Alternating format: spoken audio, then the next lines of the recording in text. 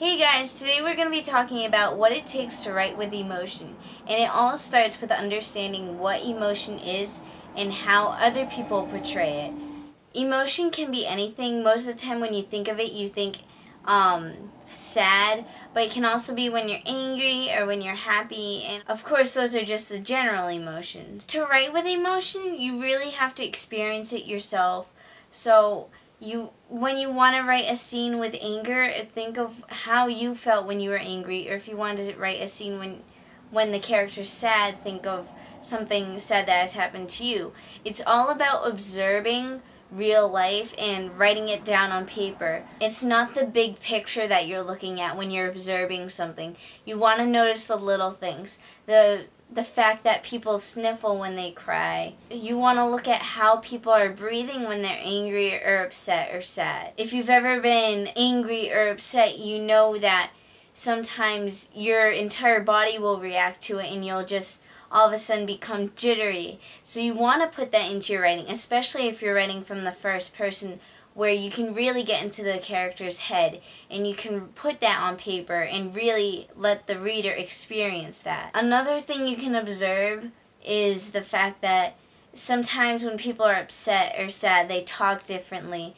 They'll stutter more and they'll just slur things a little. So if you want to put that into your writing, that can be also very good. To really notice the emotions in your world around you, you don't need to watch someone as they get really angry or have one of their bad days and just completely explode and fall into pieces. You don't need to do that because that's an invasion of privacy. So what I enjoy doing is I like to watch indie movies. If you've ever watched an indie movie, you'll notice that they don't usually have a score. It's really silent. There's just no background noise whatsoever, so it's really just raw emotion. And for me, I love that because it feels like the movie's more true and you can really experience how the character feels.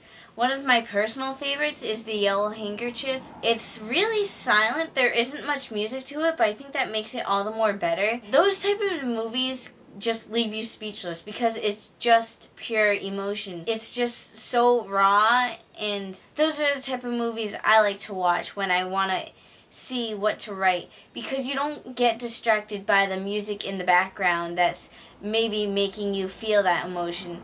Because normally when you watch a movie, maybe it's the music in the background, the score of the movie, that really puts a tear to your eye or anything. Whereas an indie movie, they don't have a score sometimes. So it's really the story and the plot of the movie itself. And as you know, when you're writing, you don't have a score to work with. You just have the words on the page. So really, you should be using those indie movies without the music in the background as a sort of example that you should follow. So I hope you guys like this video, and don't forget to subscribe.